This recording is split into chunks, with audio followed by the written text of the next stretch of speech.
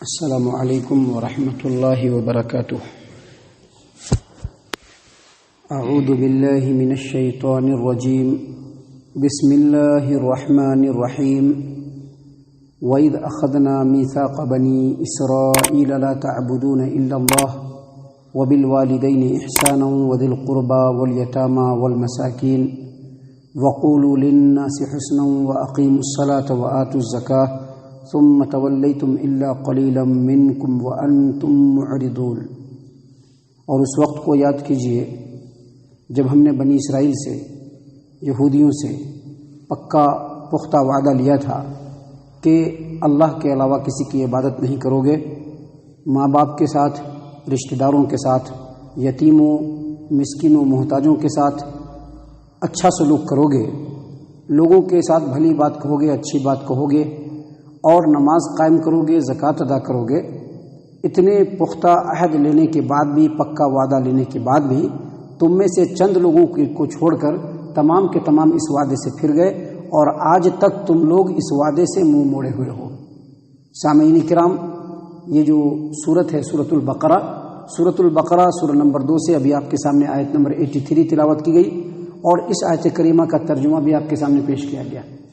جیسا کہ آپ کو ہم نے پہلے بتلا دیا تھا کہ یہ جو سورۃ البقرہ ہے یہ مدینے کے اندر نازل ہوئی، اور مدینے میں مسلمانوں کے اگینسٹ میں جو گروپس تھے، جو جماعتیں تھیں، اس میں سے ایک جماعت یہودیوں کی بھی جماعت تھی۔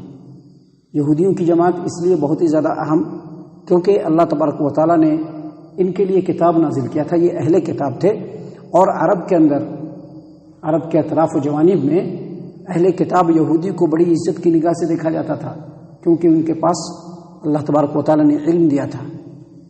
تو اگر وہ لوگ اسلام کو ایکسیپٹ کر لیں تو بہت اچھی بات ہوگی، اور اللہ تبارک و تعالیٰ کا دین ہے، کوئی ایکسیپٹ کرتا ہے تو اس میں اس کا فائدہ ہے، نہیں ایکسیپٹ کرے گا تو اس کا نقصان ہے۔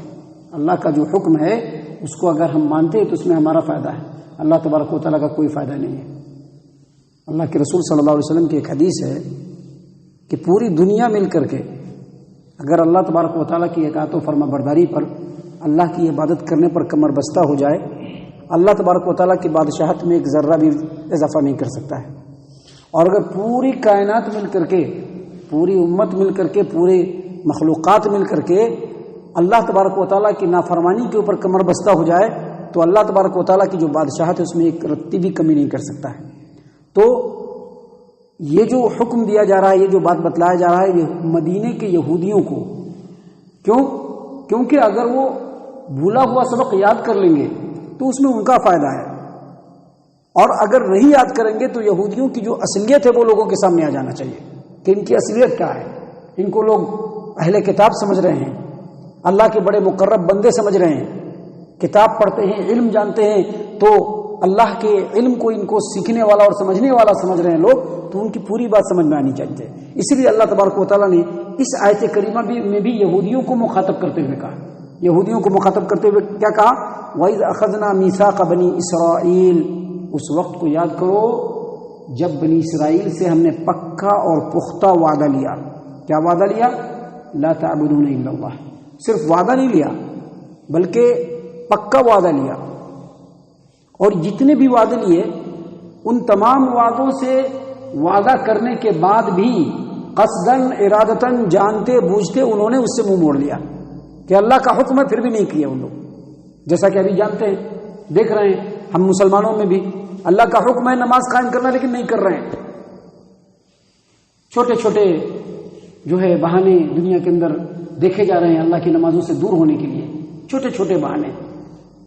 صحابہ کرام رضی اللہ عنہم بھی تھے، ان کی بھی جماعت تھی، ان کی جماعت کے اندر نماز کا تصور جانتے ہیں کیا تھا؟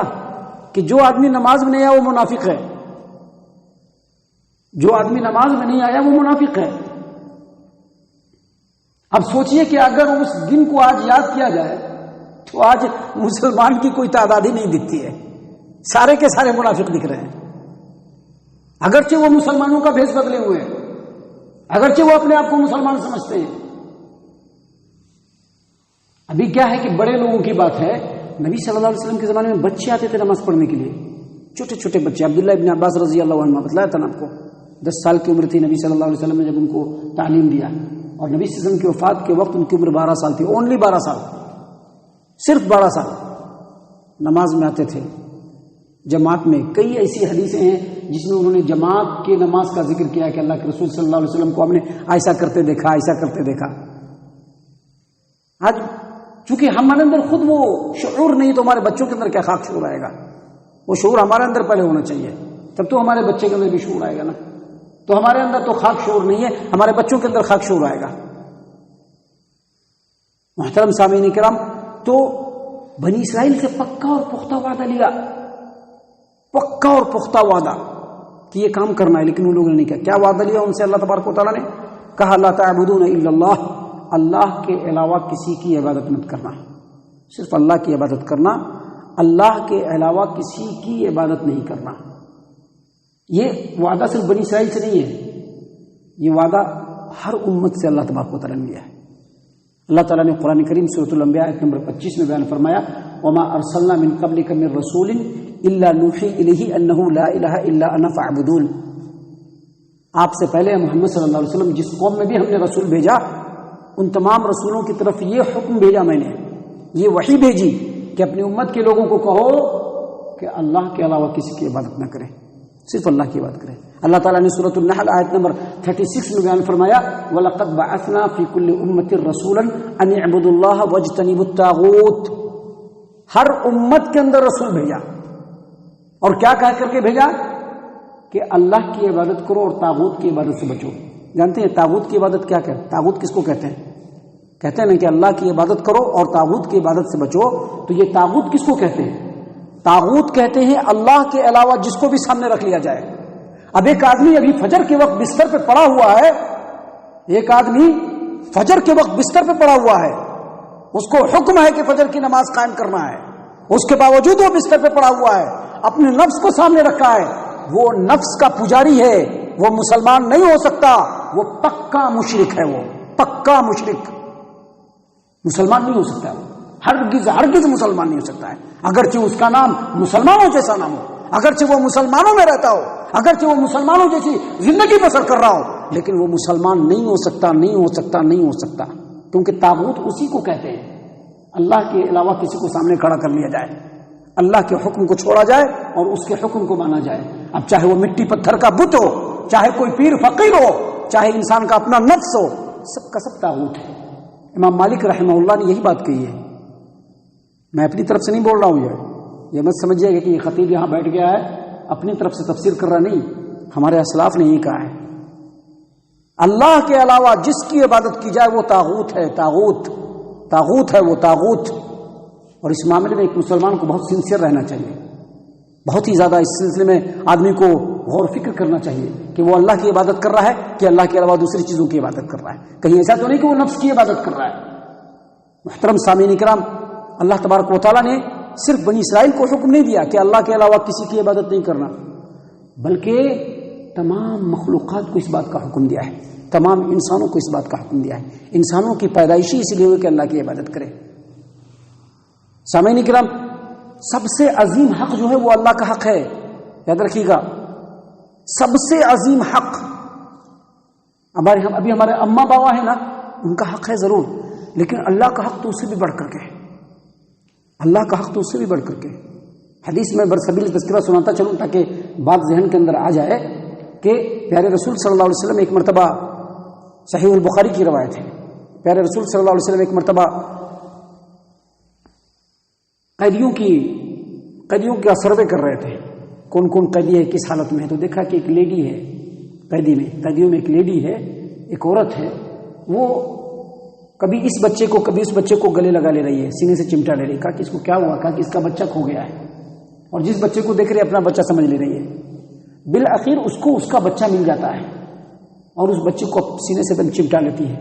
تو پیارے رسول صلی اللہ علیہ وسلم نے فرمایا کہ اچھا یہ بتلاؤ، یہ جو عورت ہے کیا یہ اپنے بچے کو اپنی طاقت بھر، جب تک اس کے اندر کیپیسٹی ہے، کیا اپنے اس بچے کو آگ میں پھینک سکتی ہے؟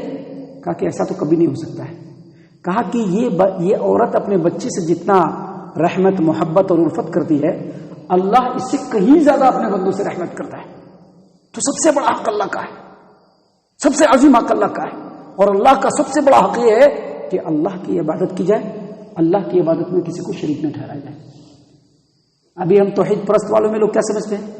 ہم مٹی پتھر کے بتوں کی پوجا نہیں کرتے ہیں نا، ہم مزاروں کے سامنے نہیں جھکتے ہیں نا، یہی سمجھتے ہیں لوگ، یہی سمجھتے ہیں کہ ہم مزاروں کے سامنے نہیں جھکتے ہیں، بابا سے مرادیں نہیں مانگتے ہیں، ہم شرک نہیں کر رہے ہیں۔ اللہ کے بندے، جب تم نے اللہ کے حکم کے سامنے اپنے نفس کو کھڑا کر دیا، اسی وقت تو مشرک ہو گیا، اسی وقت تو مشرک ہو گیا۔ اللہ تعالیٰ نے قرآن کریم میں بیان فرمایا، افرأیت من اتخذ الہہ ہواہ، افرأیت من اتخذ الہہ ہواہ، آپ کا کیا خیال ہے اس آدمی کے بارے میں جس نے اپنے نفس کو اپنا خدا بنا لیا ہے، اپنے نفس کو اپنا اللہ بنا لیا ہے؟ اللہ فرما رہا ہے۔ تو اللہ تبارک و تعالیٰ نے صرف بنی اسرائیل کو نہیں بلکہ پوری انسانیت کو یہ حکم دیا ہے کہ وہ اللہ کے علاوہ کسی کی بھی عبادت نہ کرے، صرف اللہ کی عبادت کرے۔ اور عبادت کا مطلب صرف نماز پڑھنا نہیں، کسی کے حکم کو اوبے کرنا، یہ بھی اللہ کی عبادت ہے۔ یہی وجہ ہے، یہی وجہ ہے، یہی وجہ ہے کہ اللہ تبارک و تعالی جن چیزوں کا حکم دیا ہے، اگر اس کے خلاف کوئی حکم دیتا ہے اور آپ اس کو اگر ایکسپٹ کرتے ہیں اور مانتے ہیں تو یہیں پر جو ہے نافرمانی ہو جا رہی ہے۔ اللہ نے فرمایا ہے، اللہ کے رسول صلی اللہ علیہ وسلم نے فرمایا ہے کہ اللہ کی نافرمانی میں مخلوق کی اطاعت نہیں کی جا سکتی۔ تو اللہ نے فرمایا کہ لا تعبدون الا اللہ، اللہ کے علاوہ کسی کی عبادت نہ کرو۔ اور اللہ تبارک و تعالیٰ کے حق کے بعد سب سے بڑا حق جو ہے وہ ماں باپ کا ہے، سب سے بڑا حق ماں باپ کا ہے، یاد رکھیے گا۔ اللہ تبارک و تعالیٰ کے حق کے بعد سب سے بڑا حق کس کا ہے؟ ماں باپ کا ہے۔ ماں باپ سے بڑا حق کسی کا نہیں ہے۔ اللہ نے اسی لیے کہا، اور قرآن کریم میں اور دوسری جگہوں پر جہاں پر پہلے اپنا حق بیان کیا، اس کے فوراً بعد اللہ تبارک و تعالیٰ کا بھی حق بیان کیا۔ پہلے اپنا حق بیان کیا اور پھر فوراً بعد اللہ تبارک و تعالیٰ نے ماں باپ کا حق بیان کیا۔ دیکھیے اللہ تبارک و تعالیٰ نے یہاں پر کیا فرمایا، لا تعبدون الا اللہ وبالوالدین احسانا، اللہ کے علاوہ کسی کی عبادت مت کرنا اور ماں باپ کے ساتھ اچھا اور نیک سلوک کرنا۔ اللہ نے قرآن کریم سورہ لقمان آیت نمبر 14 میں بیان فرمایا، انشکر لی ولی والدیک، انشکر لی ولی والدیک، میرا بھی شکریہ ادا کرتا رہا، اپنے ماں باپ کا بھی شکریہ ادا کرتا رہا۔ اللہ تعالیٰ نے قرآن کریم میں دوسری جگہ سورہ بنی اسرائیل آیت نمبر 23 میں بیان فرمایا، وَقَضَىٰ رَبُّكَ أَلَّا تَعْبُدُوا إِلَّا إِيَّاهُ وَبِالْوَالِدَيْنِ إِحْسَانًا، اللہ تبارک و تعالیٰ نے فیصلہ کر دیا ہے کہ اللہ کے علاوہ کسی کی عبادت نہیں کرنا اور ماں باپ کے ساتھ اچھا سلوک کرنا۔ اور پیارے رسول صلی اللہ علیہ وسلم کی حدیث ہے، صحیح البخاری کتاب مواقیت الصلاۃ باب فضل الصلاۃ لوقتها، اور صحیح مسلم کتاب الایمان عبداللہ بن مسعود رضی اللہ عنہ روایت کرتے ہیں کہ نبی صلی اللہ علیہ وسلم سے میں نے پوچھا، ای العمل افضل، اے نبی صلی اللہ علیہ وسلم سب سے افضل عمل کون سا ہے؟ کہا الصلاۃ لوقتها، نماز کو وقت پر پڑھنا یہ افضل عمل ہے۔ کہا کہ ثم ایو، اس کے بعد کون؟ کہتے ہیں کہ میں نے پوچھا کہ ثم ایو، اس کے بعد کون؟ کہا بر الوالدین، ماں باپ کے ساتھ حسن سلوک کرنا، ماں باپ کے ساتھ حسن سلوک کرنا۔ آج ماں باپ کے ساتھ بچے حسن سلوک کرے نہ کریں، لیکن ماں باپ بچوں کے ساتھ خوب حسن سلوک کرتے ہیں، خوب حسن سلوک کرتے ہیں، نیکی میں بھی حسن سلوک کرتے ہیں اور برائی میں بھی حسن سلوک کرتے ہیں، جبکہ ایسا نہیں ہونا چاہیے۔ دونوں طرف سے خرابی ہو رہی ہے، پورا سسٹم بگڑ چکا ہے، پورا سسٹم خراب ہو چکا ہے۔ ماں باپ کی فرما برداری نہیں ہو رہی ہے، ماں باپ کے ساتھ حسن سلوک نہیں ہو رہا ہے، اور ماں باپ کا بھی یہ حال ہے کہ اپنے بچوں کو بگاڑنے میں کمپلیٹ اس کا سپورٹ کر رہے ہیں، کمپلیٹ سپورٹ کر رہے ہیں، مکمل سپورٹ کر رہے ہیں۔ محترم سامعین کرام، اللہ تبارک و تعالیٰ نے حکم دیا وبالوالدین احسانا، یہ حکم یہودیوں کو بھی ہے اور یہ حکم ہماری امت کے لوگوں کو بھی ہے، یہ صرف یہودیوں کو نہیں ہے، ہماری امت کے لوگوں کو بھی یہی حکم ہے، وبالوالدین احسانا، ماں باپ کے ساتھ حسن سلوک کرو۔ اور اس کے بعد اللہ تبارک و تعالیٰ نے فرمایا وذی القربى والیتامى والمساکین، اللہ نے قرآن کریم میں دوسری جگہ سورہ بنی اسرائیل آیت نمبر 26 میں بیان فرمایا وآت ذی القربى حقہ والمسکین وابن السبیل، وآت ذی القربى حقہ والمسکین وابن السبیل، رشتہ داروں کا بھی حق دو، مسکینوں کا بھی حق دو، اگر کوئی مسافر ہے اس کا بھی حق دو، مسافر کا بھی حق ادا کرنا ہے۔ مسافر ہمارے یہاں پھنس جائے، ان کے کھانے پینے کا انتظام کرنا ہے۔ مسافر اگر جا رہا ہے، اس کے پاس اگر پیسہ کوڑی نہیں ہے کسی وجہ سے، اس کو پیسہ کوڑی دے کر کے کہ جائیے بھائی اپنے گھر پہنچ جائیے. آپ مسافر کا یہ حق ہے ہمارے اسلام کے اندر. ہمارا اسلام تو بہت بلند ہے, مسلمان بہت چھوٹے ہو گئے. اسلام بہت بلند ہے لیکن مسلمان بہت چھوٹے ہو گئے. حالانکہ مسلمانوں میں آج بھی ایسے لوگ ہیں الحمدللہ جو ان چیزوں پر عمل کرتے ہیں, لیکن کم لوگ ہیں ایسے, بہت زیادہ لوگ نہیں. اس چیز کو اللہ تعالیٰ نے آگے بھی فرمایا ہے. اللہ تبارک و تعالیٰ آگے فرما رہے ہیں کہ حکم دیا ہم نے بنی اسرائیل کو کہ رشتہ داروں کے ساتھ حسن سلوک کرو, یتیموں کے ساتھ حسن سلوک کرو. یتیم کس کو کہتے ہیں؟ یتیم کس کو کہتے ہیں؟ اب اگر ہم آپ کی عمر کے کوئی آدمی ہیں, ان کا باپ ماں مر گیا, وہ یتیم نہیں ہے. یتیم کہتے ہیں چھوٹے چھوٹے بچے جن کے باپ یا باپ ماں دونوں نہیں ہوں, جو ان کو کما کر کے کھلانے پلانے ان کی دیکھ ریکھ کرنے والے ہوں, وہ نہیں ہو, اس کو کہتے ہیں یتیم. یتیم کس کو کہتے ہیں؟ اسی کو. اور مسکین کہتے ہیں ایسے آدمی کو جس کی کمائی کا ذریعہ تو ہو لیکن سورس آف انکم اتنا نہیں ہو کہ جس سے وہ اپنے بال بچوں کی ضرورت کو پوری کر سکے. ایسے مسکینوں کے ساتھ بھی حسن سلوک کرنے کا حکم دیا ہے اللہ تبارک و تعالیٰ نے. اور اس کے بعد اللہ تبارک و تعالیٰ نے کیا فرمایا؟ وَقُولُوا لِلنَّاسِ حُسْنًا, لوگوں کے ساتھ اچھی بات کہو, لوگوں کے ساتھ بھلی بات کرو. بھلی بات کیا مطلب؟ مفسرین کہتے ہیں کہ نیکی کا حکم دینا اور برائی سے رکنا یہ سب سے پہلے بڑی بات ہے. سب سے پہلے بھلی بات جانتے ہیں کیا ہے؟ نیکی کا حکم دینا اور برائی سے روکنا, اچھے انداز میں, بہترین انداز میں لوگوں کو نیکی کا حکم دیجیے. امام حسن بصری رحمہ اللہ فرماتے ہیں, امام حسن بصری رحمہ اللہ کے اس قول کو امام ابن ابی حاتم نے اپنی تفسیر ابن ابی حاتم کے اندر روایت کیا ہے کہ امام حسن بصری رحمہ اللہ نے فرمایا کہ وَقُولُوا لِلنَّاسِ حُسْنًا, لوگوں کے ساتھ بھلی بات کہنے کا مطلب یہ ہے کہ لوگوں کو نیکی کا حکم دو, برائی سے روکو, صبر اور درگزر سے کام لو. صبر اور درگزر سے کام لو. ایک دم اپنے آپ کو اچھال نہیں دینا ہے, کسی کے اوپر سیدھے اٹھ نہیں جانا ہے, لوگوں کو نظر انداز کرنا ہے اور لوگوں کو معاف کر دیا کرو, لوگوں کو معاف بھی کر دیا کرو. یہ بھی ہے لوگوں کے ساتھ بھلی بات کرنا. امام حسن بصری رحمہ اللہ نے فرمایا. تو پہلے اللہ تبارک و تعالیٰ نے ایکٹیویٹی کے ساتھ لوگوں کے ساتھ اچھائی کرنے کا حکم دیا اور پھر گفتگو کے ساتھ لوگوں کے ساتھ اچھائی کرنے کا حکم دیا. گویا قولی اور فعلی دونوں اخلاق اللہ تبارک و تعالیٰ نے انسان کو سکھلایا, بنی اسرائیل کو سکھلایا. اور سب سے بہترین حسن اخلاق یہ ہے کہ جس کو اللہ تبارک و تعالیٰ پسند کرے. ابھی کیا ہے کہ دل میں بہت ساری گندگی چھپائے ہوئے ہیں اور منہ پہ مسکراہٹ لائے ہوئے, یہ اخلاق نہیں ہو سکتا ہے, یہ اخلاق نہیں, یہ منافقت ہے. یہ ابھی ہمارے سماج و معاشرے میں ایسا بہت زیادہ دیکھا جاتا ہے کہ دل کے اندر تو اچھائی چھپی نہیں ہوتی ہے, دل کے اندر برائی ہوتی ہے, لیکن منہ کے اوپر بڑی مسکراہٹ رہتی ہے اور گفتگو جب نکلتی تب بڑی میٹھی گفتگو نکلتی ہے.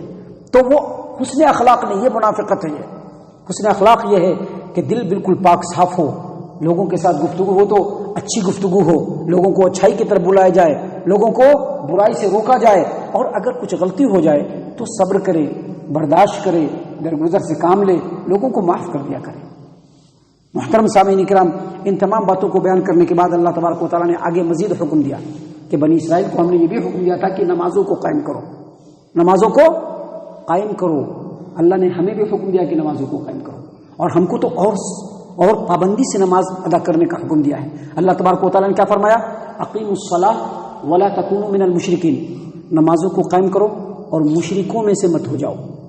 نبی صلی اللہ علیہ وسلم نے کیا فرمایا؟ من ترک الصلاۃ متعمدا فقد کفر, جو آدمی جان بوجھ کر کے ایک وقت کی بھی نماز چھوڑے گا اس نے کفر کر دیا.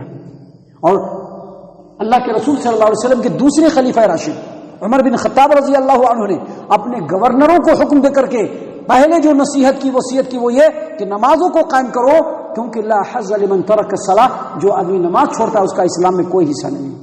تو نمازوں کو قائم کرنا ہے. نمازوں کو قائم کرنے کا مطلب یہی ہے کہ جو نمازوں کے اوقات ہیں ان میں مسجد میں آ کر کے جماعت بنا کر کے لوگوں کے ساتھ نماز پڑھنا ہے. ابھی سب آدمی اگر اپنے اپنے گھر میں نماز پڑھنے لگے تو پھر کوئی بھی فجر کے وقت اٹھے گا نہیں, سب 7 بجے ہی اٹھ کر کے پڑھے گا.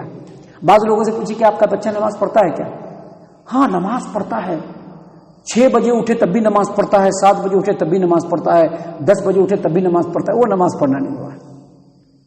سماحت الشیخ عبدالعزیز بن عبداللہ بن باز رحمہ اللہ سے پوچھا گیا کہ ایک آدمی نماز کے وقت میں نہیں اٹھتا ہے, ہر دن لیٹ کر کے اٹھتا ہے, کیا اس کا یہ عمل صحیح ہے؟ کہا کہ اس آدمی کا اسلام میں کوئی حصہ نہیں ہے, اسلام میں اس آدمی کا کوئی حصہ نہیں ہے. نمازوں کو قائم کرنا ہے، مسجد میں آ کر کے بر وقت نماز پڑھنا ہے۔ اللہ تبارک و تعالیٰ نے کہا کہ اس کے بعد زکوٰۃ ادا کرو۔ پھر اللہ تبارک و تعالیٰ نے فرمایا ثم تولیتم الا قلیلا منکم، ان تمام وعدوں کو دینے کے بعد بھی تم میں سے تھوڑے لوگوں کے علاوہ سب لوگ اس وعدے سے پھر گئے، اس وعدے کو پورا نہیں کیا۔ وانتم معرضون، اور آج بھی تم اس وعدے سے پھرے جا رہے ہو۔ یہ جتنی باتیں ہیں جو اللہ تبارک و تعالیٰ نے یہودیوں سے وعدہ لیا ہے نا، اللہ تبارک و تعالیٰ نے ہماری جو امت محمد ہے ان سے بھی وعدہ لیا ہے۔ دیکھیں سورۃ النساء سورہ نمبر 4 آیت نمبر 36 کو آپ جا کر کے اپنے گھروں میں کھول کر کے دیکھیے گا، سیم ٹو سیم، بلکہ اس سے تھوڑا بڑھ کر کے ہی پکا اور پختہ وعدہ مسلمانوں سے بھی اللہ نے لیا ہے، بالکل وہی وعدہ ہے۔ سورۃ النساء سورہ نمبر 4 آیت نمبر 36 میں اللہ تبارک و تعالیٰ نے وہی وعدے مسلمانوں سے بھی لیے ہیں، لہذا مسلمانوں کو چاہیے کہ جو وعدے اللہ تبارک و تعالیٰ نے لیے ہیں ان کو پورا کرنے کی کوشش کریں۔ اگر پورا کریں گے دنیا میں بھی ان کے ساتھ خیر و بھلائی ہے اور آخرت میں بھی سرخروئی ہے، اور اگر پورا نہیں کریں گے تو دنیا میں تو دنیا داروں جیسی زندگی گزار لیں گے، لیکن آخرت میں ان کے لیے کوئی حصہ نہیں ہوگا۔ اللہ تعالیٰ سے دعا ہے کہ اللہ تعالیٰ ہم تمام کو ان تمام باتوں کے اوپر غور و فکر اور تدبر کرنے کی توفیق عنایت فرمائے۔ اللہ تبارک و تعالیٰ ہم تمام کو صحیح معنوں میں پکا سچا مومن اور مسلمان بنائے۔